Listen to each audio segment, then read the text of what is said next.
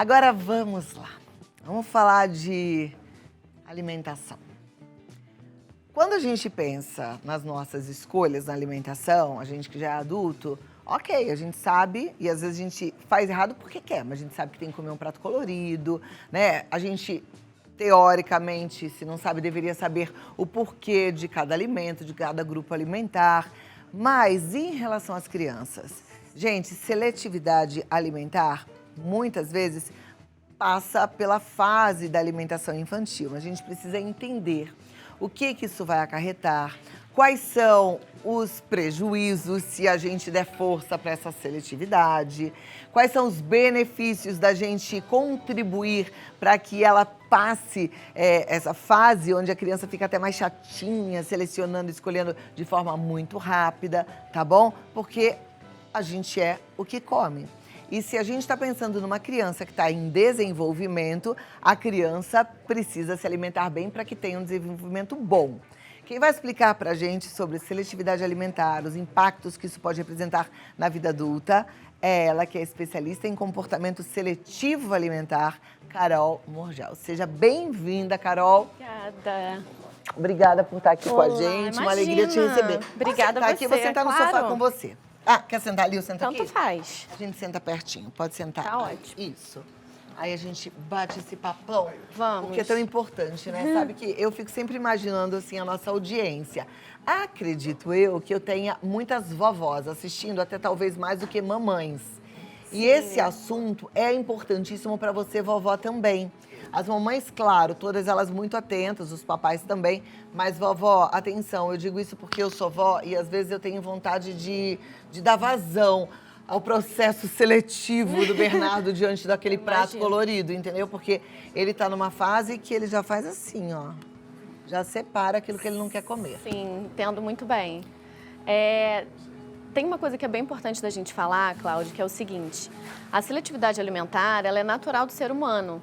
A gente tem essa tendência de achar que a criança seletiva ou está dentro de alguma questão externa, como alguma doença, mas não, faz parte do desenvolvimento, a parte de crescimento neurológico que ela vai passando ao longo das fases, né? A seleção, somos todos seletivos, se a gente parar para pensar, né?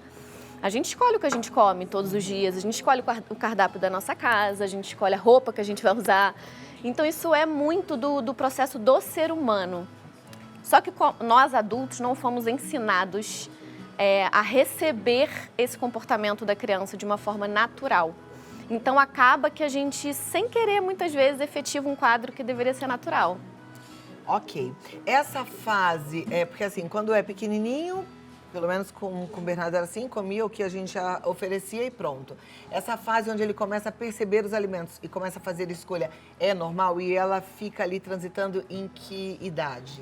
Então, Cláudio, tem uma fase fisiológica de seleção que está atrelada ao amadurecimento de uma parte do cérebro, onde a criança começa a selecionar algumas coisas por questão de medo ou nojo. Então, ela começa a querer separar, uma coisa que está encostando na outra ela não quer mais, algo que ela amava num dia, no outro ela fala que ela não gosta mais. E isso acontece a semana inteira. Na segunda ela ama cenoura, na sexta ela detesta cenoura. Esse comportamento é extremamente normal. A criança querer tirar do prato. Além disso, existe uma busca por uma autonomia e uma independência muito grande desse ser humaninho ali, das próprias escolhas, o que eu quero hoje, né?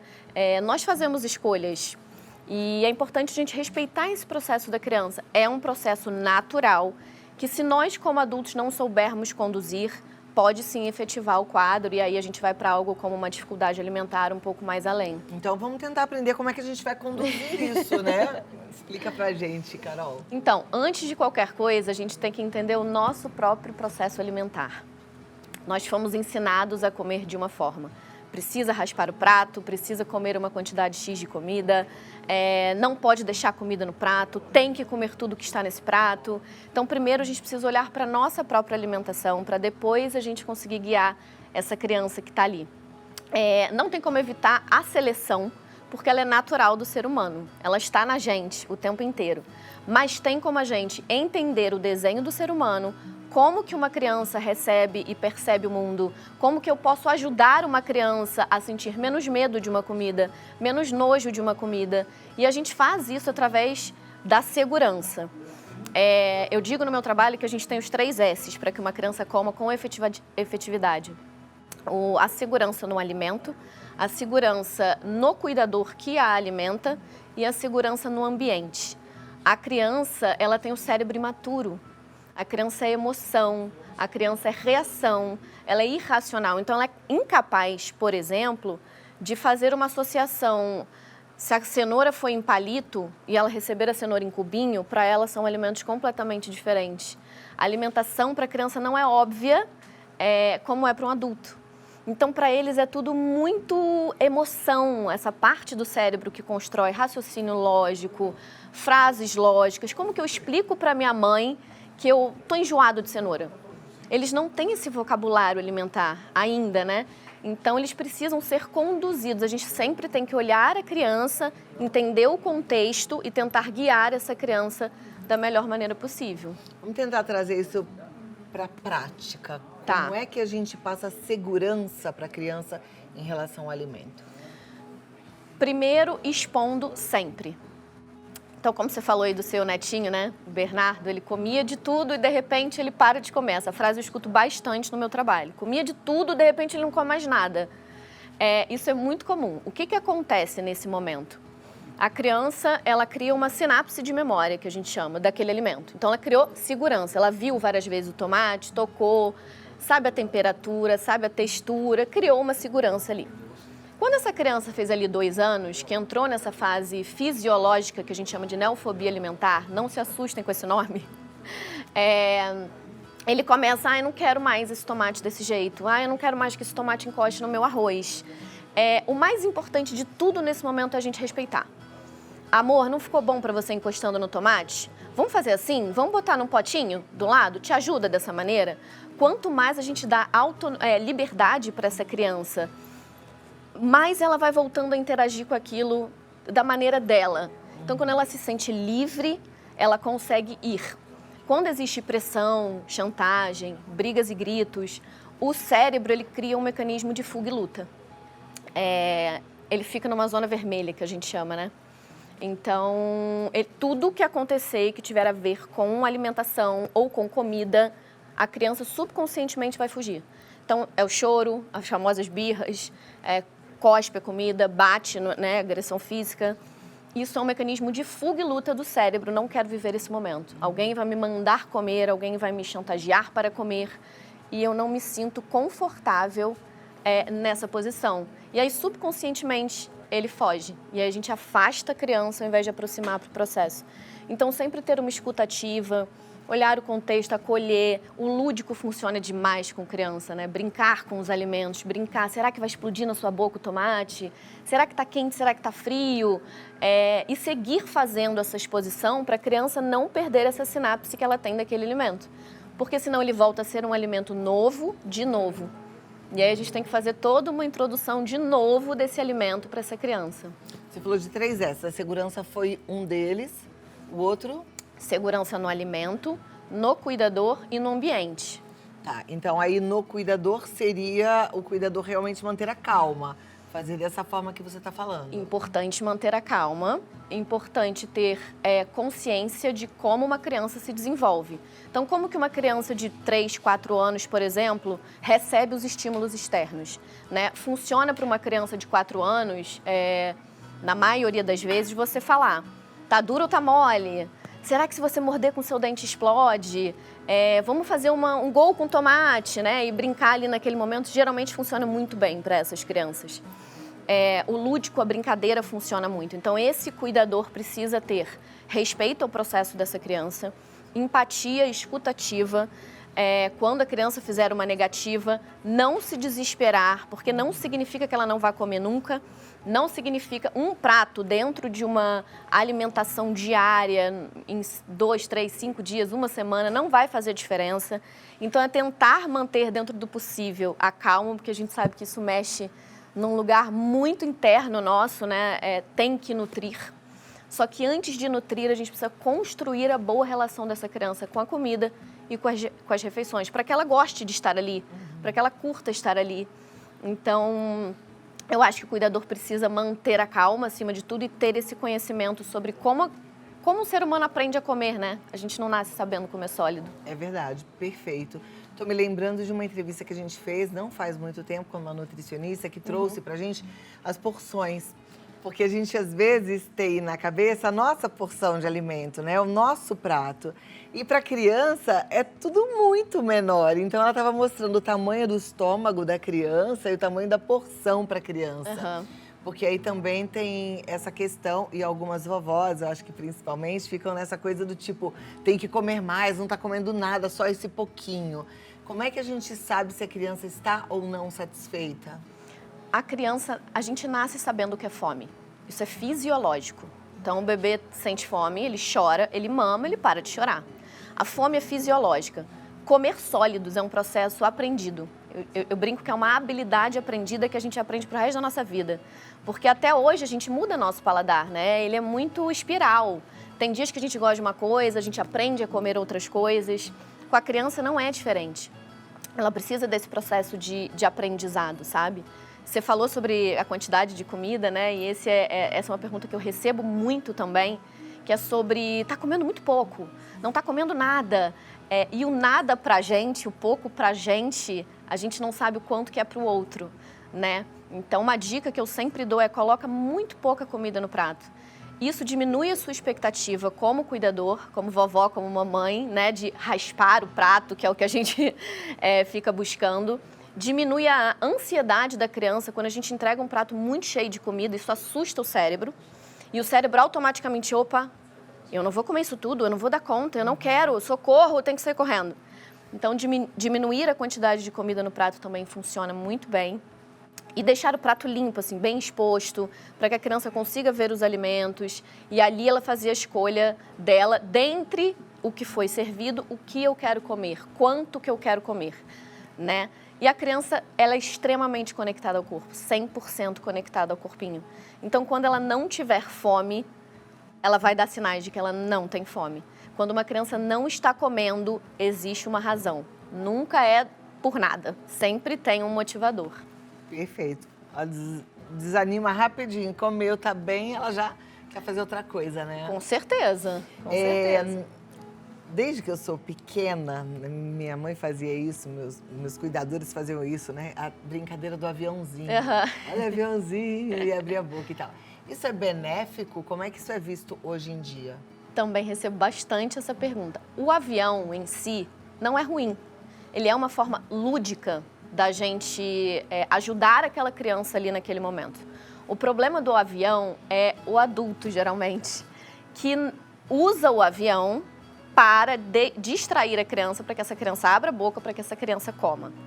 É muito diferente de, nossa, será que esse avião vai estacionar na sua boca? Será que esse avião está gelado ou quente? E aí, se a criança manifestar a vontade de abrir a boca e comer o alimento, ok. Eu sempre brinco que levar brinquedos para a mesa, livros para a mesa, brincar com a comida é muito benéfico. Desde que seja para a interação com o alimento e respeitando a fome daquela criança e não para distração e para a criança comer, né? É um desafio, porque que dá vontade de falar assim, olha o livrinho, olha que lindo! Aí a criança faz, aí você, olha! No automático, né? Com certeza, com certeza. Isso não é legal. Isso não é legal, isso não é legal, porque a gente come porque é certo. É o certo a fazer, a gente come, só que a criança não tem noção de nutrição. Eles não sabem sobre isso ainda, eles estão em pleno início da vida, né? Então, uma criança de 2, 3, 4, 5, 6 anos, a vivência alimentar deles é muito pequena frente a uma vivência nossa, né? De 30, 40, 50 anos de vivência alimentar. Então, nós temos estratégias para comer, nós temos preferências, nós temos... enfim, a criança não tem e ela não sabe verbalizar isso. Eu sei que a ansiedade do adulto para nutri-la, ela é muito grande. Ela é minha responsabilidade, essa criança. Eu preciso nutri-la a qualquer custo. Mas enquanto os exames dessa criança estiverem ok, enquanto essa criança estiver bem, posso dizer que 90% comportamental. do adulto, não da criança. Perfeito. Carol, seria maravilhoso que a criança sentasse na cadeira para almoçar, jantar e ficasse quietinha, mas não é assim que funciona. Eles têm um monte de distração, eles querem levantar para pegar um carrinho, eles querem continuar, né, andando de um lado para o outro na casa. E por mais que a gente ouça, fale, propague, não de jeito nenhum as telas, não de jeito nenhum um filminho, não, eu vejo até em restaurante que às vezes é o jeito da criança acalmar um pouquinho para comer. Até que ponto isso é realmente nocivo? As telas, Principalmente nesse momento. na verdade, ela não acalma. O que ela faz? Ela traz o seu cérebro para um outro foco. O cérebro ele não consegue fazer duas coisas ao mesmo tempo de forma efetiva. Então, quando você liga uma tela, a criança vai prestar atenção nas cores, na música, no desenho, na história, em tudo que está acontecendo ali. Então, o cérebro está conectado ali. O que acontece aqui é automático. Eu estou abrindo a minha boca e estou comendo. Eu não estou aprendendo a comer. Hoje em dia, a gente vê muitos adultos que não sabem comer.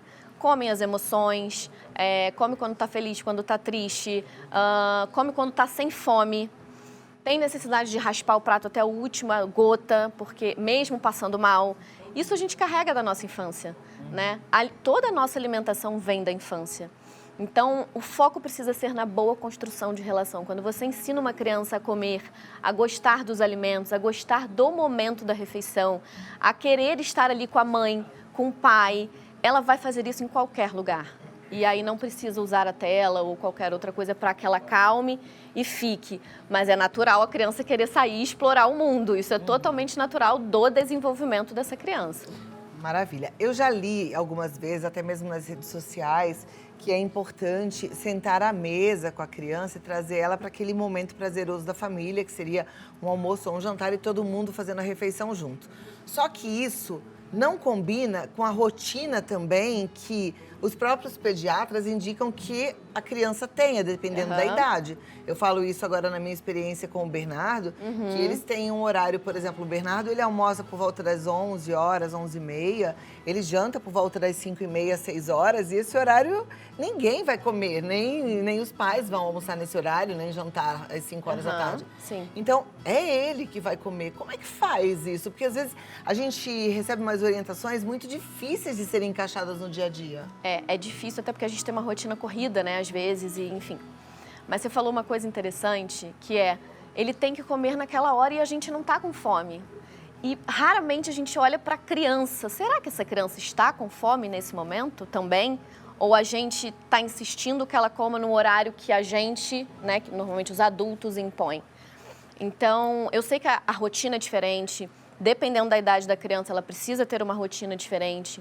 Mas o que eu sempre falo é, o adulto precisa se adaptar à criança. Geralmente não é a criança que precisa se adaptar ao adulto, porque ela não consegue. Ela não tem essa parte do cérebro formada para fazer isso. Então ela precisa de alguém guiando ela. Se eu quero que meu filho sente à mesa e coma, é importante que eu sente à mesa e coma com ele. Eu, por muito tempo, almoçava às 10h30 da manhã e jantava às 4h30 da tarde. Porque eu precisava ser exemplo para ela.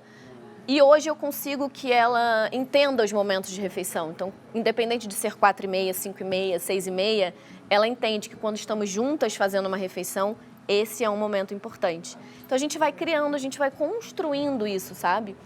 Mesmo que seja um pratinho pequenininho, que alguém sente ali com ele naquele momento, que coma, que brinque, que crie uma memória positiva, isso vai ajudar bastante no resto do processo, com certeza. A criança precisa comer sozinha ou a gente pode dar a comida para a criança? Porque se a gente vai almoçar juntos, então eu estou comendo a minha comida, ele está ali do lado, ele come sozinho, se vira, é isso?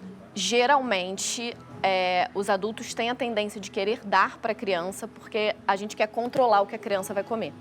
Então, a gente fica ali manuseando e dando.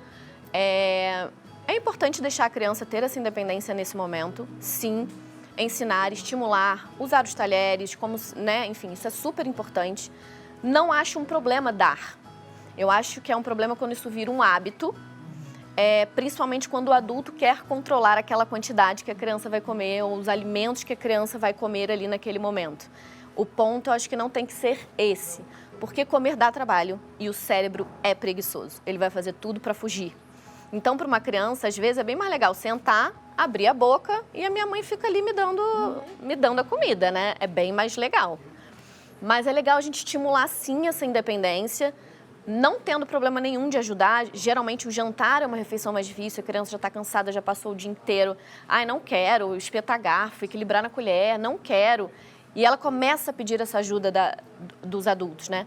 Mas é importante a gente manter a independência dessa criança, né? Girando. Você consegue, será que a sua colher está mais pesada que a minha? Então, estimulando também de forma lúdica essa criança. Deixar a comida no garfo ou na colher geralmente ajuda muito, porque a criança só vai lá e pega. Então, são processos que a gente pode ir ajudando essa criança naquele momento. Eu acho que é inevitável você querer dar em algumas situações. Tá tudo bem, eu só não acho que precise ser um hábito. Perfeito. Eu vou pedir para a produção colocar aqui o Instagram da Carol Murgel. É Murgel mesmo? Fala Murgel. Murgel. Da Carol Murgel, porque ela tem um conteúdo maravilhoso. Já fui impactada pelo conteúdo da Carol e fiquei encantada. Ela tem feito um trabalho muito interessante, tem ajudado muito as mamães, muito as vovós também, enfim.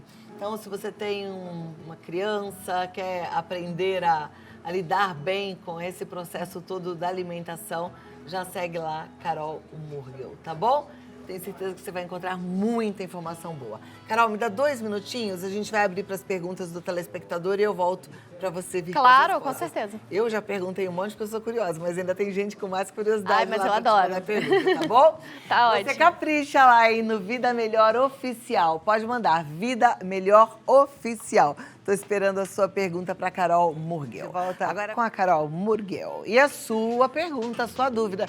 Você que já mandou, segura aí que você já vai ter a resposta. Se ainda não mandou, dá tempo, vai lá no Vida Melhor Oficial no Instagram, esse é o nosso Instagram, e manda lá a sua pergunta. Tem lá o post, a foto aqui minha com a Carol, você já pergunta lá o que é que você quer saber sobre seletividade alimentar, sobre alimentação, se você está passando por alguma dificuldade com seu filho, filha, neto, neta, enfim, fique à vontade, tá? Libera aqui, produção, pra gente já começar. Antes de entrar aqui, eu fiquei curiosa, como é que isso tudo começou, a sua paixão por esse assunto? Ai, essa história é muito legal. Eu perdi um irmão há 10 anos atrás, que foi quando deu uma guinada na minha vida, né? Eu me formei em publicidade, trabalhava na empresa da minha família. E aí, quando eu perdi o meu irmão, eu falei, não quero mais nada disso. E aí, eu fui buscar um outro caminho. Fui fazer gastronomia, que é algo que eu adoro. Porque o seu irmão faleceu por algum problema? Foi um acidente. E... Aí você viu que a vida acaba e muito que você rápido. tinha que ser feliz. Ele tinha 21 anos. Puxa vida, que dor. E aí, eu falei, não, eu preciso buscar alguma coisa que faça sentido para mim, que seja um propósito.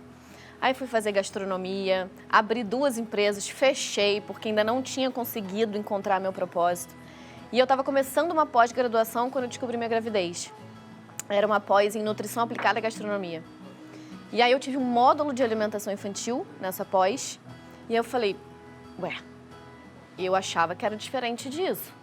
Porque pra gente a alimentação é tão natural, né? O bebê senta, o bebê abre a boca, o bebê come, pronto.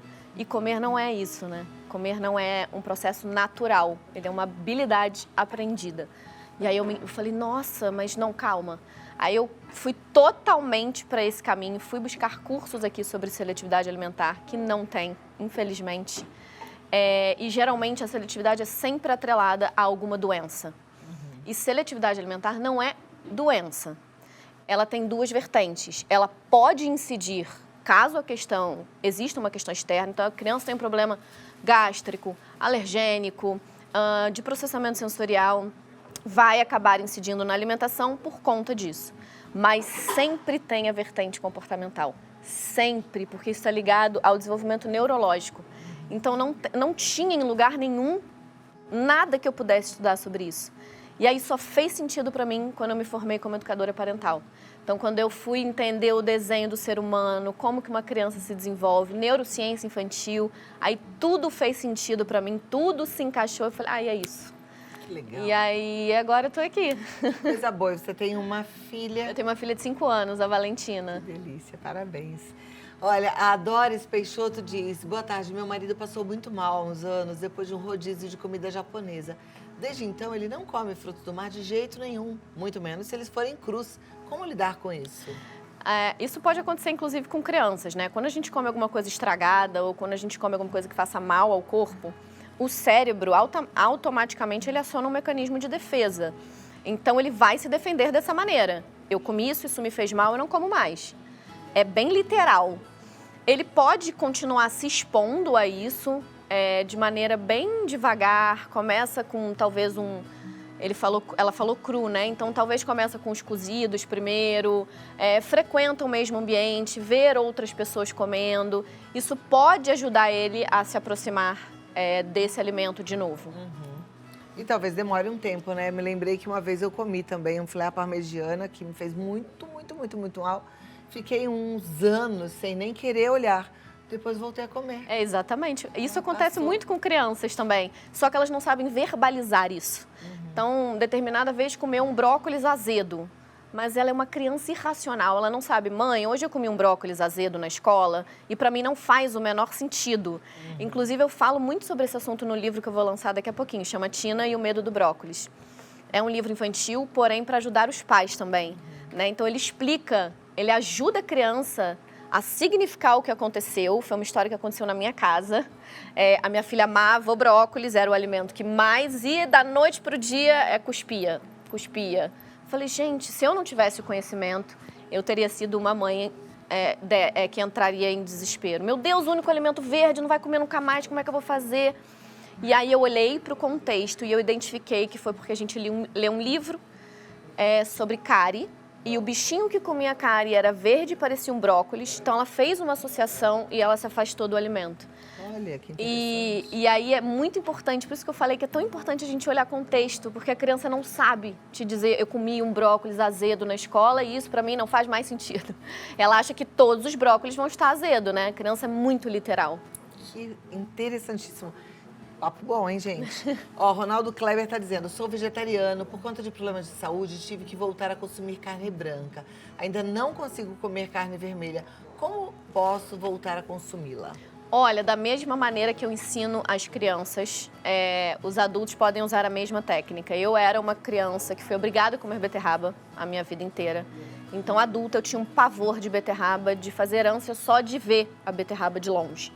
Isso criou um mecanismo de defesa no meu cérebro que eu não conseguia nem ver o alimento. Então, da mesma maneira que eu ensino para as crianças, comece do começo. Primeiro olha, vê, vai na feira, passa, de repente passa na frente de um açougue, começa a estreitar o seu contato com aquilo, né? Começa colocando um pedacinho do tamanho da unha no prato, deixa ele ali, não precisa comer, mas seu cérebro está registrando essa aproximação. E quanto mais você se aproxima, mais ele se sente confortável. Então, em algum momento, pode ser que você consiga voltar a comer a carne vermelha. Perfeito, Ronaldo. Obrigada pela sua pergunta. Próxima pergunta na tela da Solange Polski. Oi, Clau. Filhos criados pelas avós tendem a ser mais seletivos? Minha filha, sempre que volta na casa da minha mãe, volta cheia de frescura. Essa pergunta é bem comum também. E aí? Não é que eles voltem mais seletivos. De novo, a seleção é um comportamento. Então, a gente precisa enxergar qual é a raiz desse comportamento. Normalmente, quando as crianças vão para a casa das avós, né, tem doce liberado, guloseimas liberadas, nem sempre tem a rotina alimentar. Então, a criança ela padroniza um comportamento ali de que ali é assim. E o papel da criança é chegar em casa e pedir a mesma coisa. Eu fiquei feliz, eu gostei, meu cérebro achou bem mais legal do que sentar, comer brócolis, arroz, feijão, né? Então, ela chega em casa e o pedido que ela vai fazer é, eu quero igual na casa da minha avó. E aí, a mãe, nós, adultos racionais, precisamos saber conduzir esse momento sempre com respeito, empatia, amor. Eu entendo, doce é legal, é gostoso, na casa da vovó tem. A gente pode escolher 2 quadradinhos de chocolate para botar no prato. Te ajuda? Funciona para você? Não precisa ser proibitivo e também não precisa ser totalmente liberado. Eu acho que a gente pode achar um equilíbrio, mas não é que eles fiquem mais seletivos. É só um padrão de comportamento. Perfeito. Luiz Guilherme, boa tarde. Meu amigo é muito fresco para comer. Sempre tira as cebolas da pizza e do hambúrguer. Sequer tenta provar comidas novas. Ele tem 20 anos de idade. Como podemos resolver isso? Olha só, a seletividade alimentar do adulto, ela vem na criança. Então, isso começou na infância. E a gente vai trazendo isso ao longo da vida. Se a gente não trata a seletividade alimentar na infância, isso vai se perpetuar para a vida. E aí é isso, eu tiro o alface, eu tiro... E acaba que impacta na vida social das pessoas também. Porque, não, eu não vou nesse restaurante porque eu vou ter que pedir para tirar as coisas. Eu não vou comer fora de casa porque eu vou ter que pedir para tirar as coisas. Da mesma maneira, eu chamo de cadeia alimentar de segurança, tá? Então, eu comecei a comer folhas assim. Eu amava cheeseburger. Detestava folhas. Eu comecei a botar um pedacinho de rúcula desse tamanico dentro do meu hambúrguer, eu não sentia o gosto, eu não sentia nada. Mas o meu cérebro registrava, tá aqui dentro e eu tô comendo. E aos poucos eu ia aumentando essa rúcula, aumentando, até eu conseguir, sempre com muito molho. Aí depois eu consegui tirar a rúcula de dentro do cheeseburger, botar no prato, mas sempre com muito molho, e aí depois fui fazendo essa redução de molho. Então, dessa mesma maneira pode acontecer, mas eu acho que nessa idade adulta a gente já tem que também procurar uma ajuda, talvez psicológica, porque a gente não sabe o que ocasionou esse trauma da comida. Né? E é importante a gente dizer que trauma não é um evento, não é um evento ocorrido. O trauma é a falta de ferramentas para lidar com determinadas situações. Então, quando a gente não tem essa ferramenta lá quando criança, isso gera aqui no adulto e também um tem afastamento. coisas que a gente não é obrigado a gostar, né? Eu, por exemplo, não gosto de comer cebola na pizza. Não tenho nada contra cebola no molho, acho gostoso, até, mas na pizza eu não gosto. Não gosto de ficar com aquele gosto de cebola na boca. Eu também.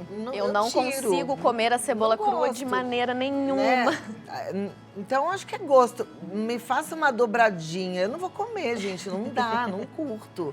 Tem uns negócios mole, assim, viscosos. E tá tudo bem, né? Eu acho que a gente também pode fazer escolhas, né? A gente não precisa comer tudo sempre, a todo momento, né? A Vilma Bassett diz assim, minha neta tem 4 anos e tem seletividade alimentar.